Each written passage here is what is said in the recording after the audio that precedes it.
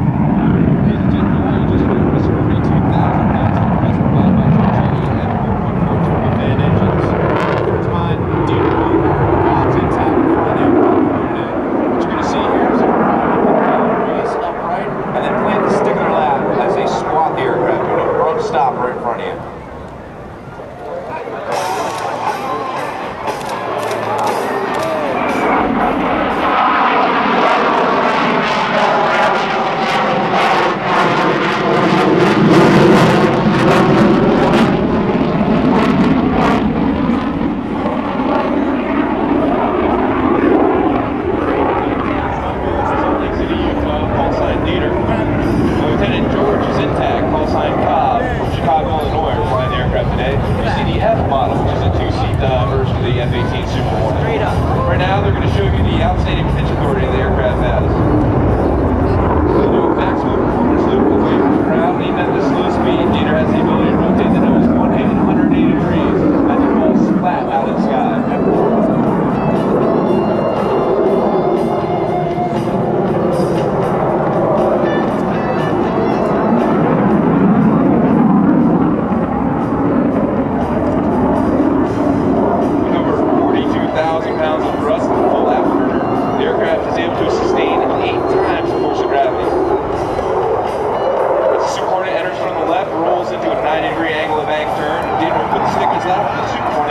Mid-radius turn, this tail stick.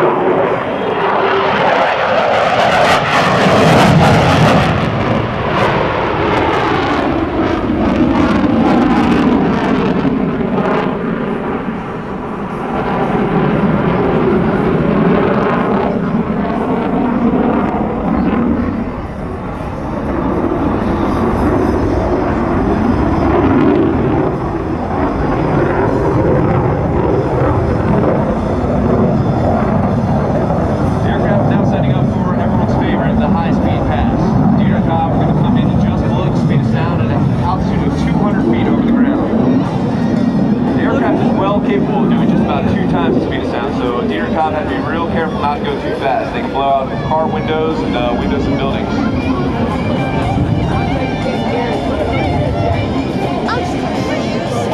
From the right, the Super Hornet high-speed pass. You see the vapor cone building as the shockwave starts to form. Oh boy! Oh, is that great?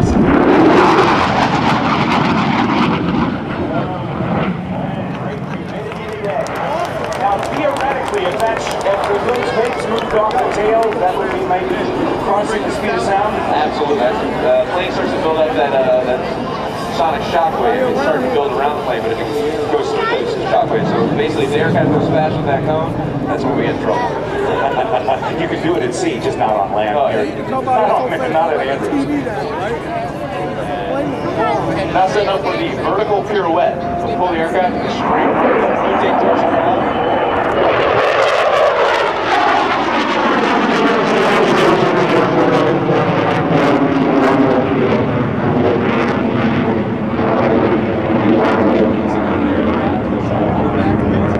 And you'll see as the aircraft rotates its nose, it'll go pointed straight up and straight down, right back at you.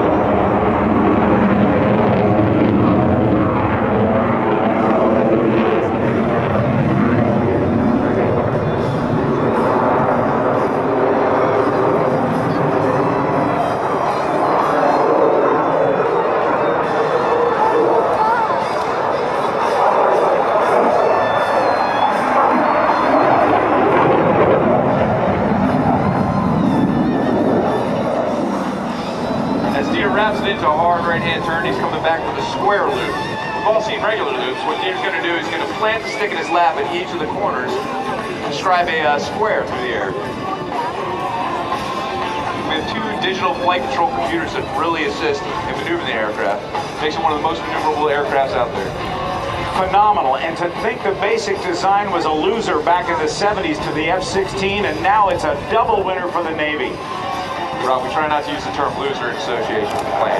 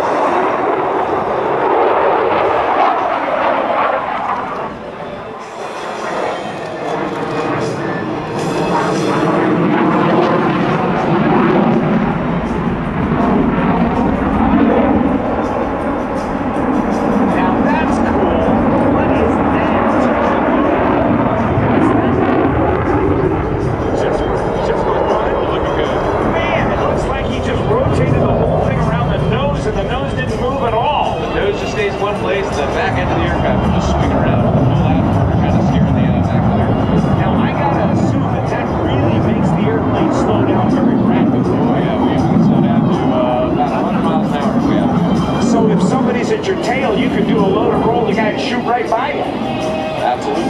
Wow. Now, you've all heard how loud those two engines can be, but we can also be pretty quiet when we want to be. We're setting up for the inverted whisper pass. You're just going to roll the aircraft upside down, pull the engines all the way to idle, and you can barely hear him as he slides by the crowd.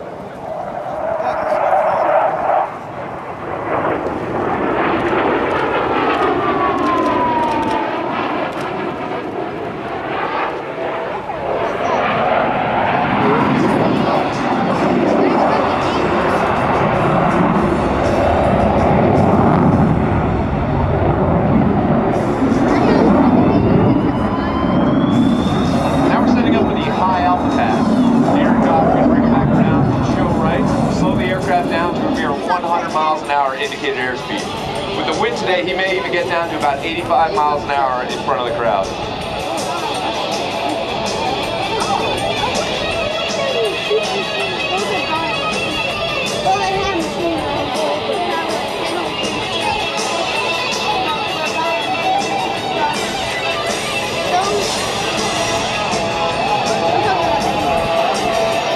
Now, slowing the aircraft down is actually incredibly useful in a dogfight. We all know that airplanes go really, really fast. We like the supersonic fighters. But slowing it down helps that enemy flush out in front of you, make them susceptible to both guns and heat-seeking missiles. Shall we see if we can go live to the cockpit, see how slow we are?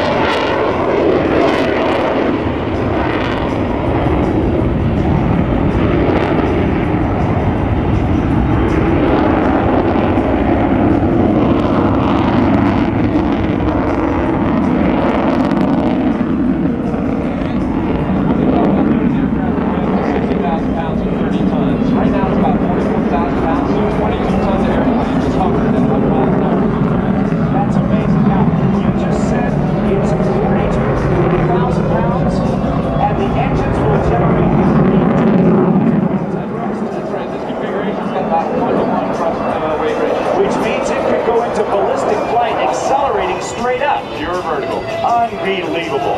We're going to see a pitch rate demo here.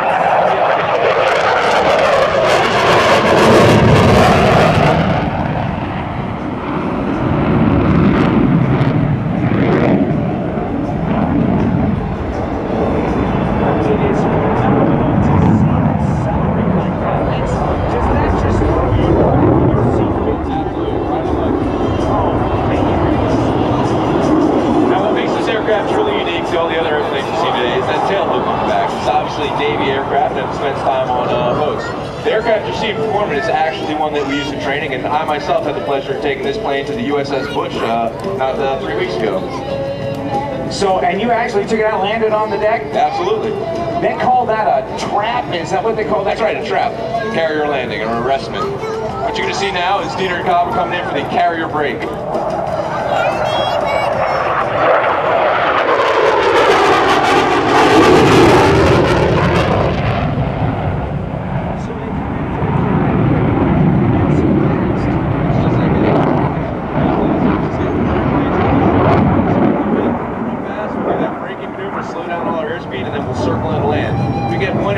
About every 45 seconds at the boat. So a lot of planes, a lot of things have to happen real quick.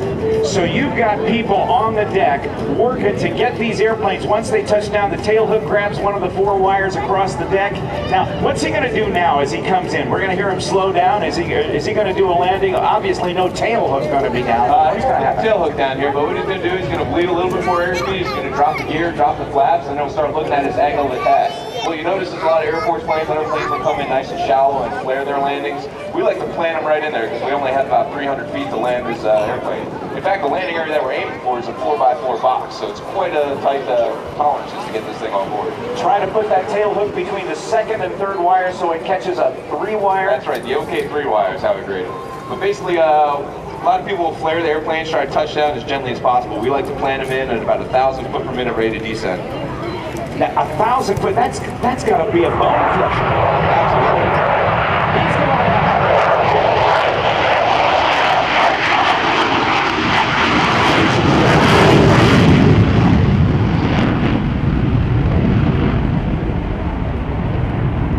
Now, just as he did then, those guys shoved the throttles forward.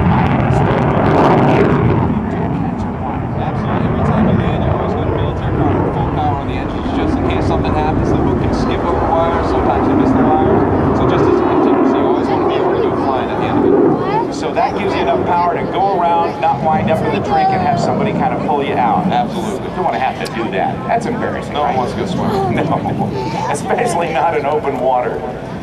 Ladies and gentlemen, if you look to your right, Dieter and Cobb are setting up for one more good look at the Super Hornet. This will be the photo pass. So if you have a camera, you want a good picture, get it ready. They'll be coming in right to left, and they'll give you a nice planform view of the F-18F Super Hornet.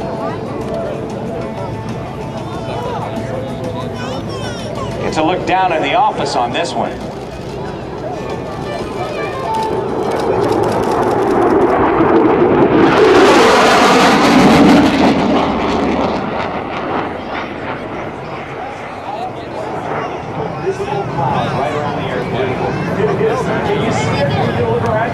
We've got some mirrors in the cockpit. When you go start going real fast, you'll notice that the moisture starts to build up behind you. Is it kind of a kick for you guys too? Yeah, it's pretty neat. It never gets old, does it? Never. Now the airplanes you saw today, I mentioned earlier, are actually used to train new pilots and weapons systems officers down at Virginia Beach, Virginia Naval Air Station, Oceana. About 1,000 foot descent rate. So this is not a landing. This is a controlled crash. No, that's right, Rod. Controlled crash. If you go around and look at some of the static displays, what you'll notice is every time you look at a Navy plane, you'll see that landing gear. They typically have 2 tires on the nose, and it's just really beefy and meaty landing gear. They even knew that back in the dawn of the carrier age in the propeller days. We'll see an M4U Corsair a little bit and talk about the landing gear on that too. Well, ladies and gentlemen, would you join me in a round of applause with a piece of your own hardware from PFA 106, the Gladiators at Naval Air Station Oceana. And Coco, thanks for being up here to describe the action, buddy. My pleasure, Rob. And looks like we have another beautiful day, and I want to thank everyone for their continued support.